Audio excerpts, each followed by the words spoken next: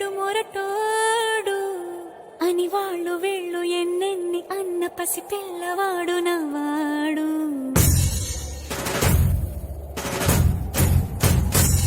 వీడు ముండోడు అని ఊరు వాడ అనుకున్న గాని మహారాజు నాకు నవ్వాడు.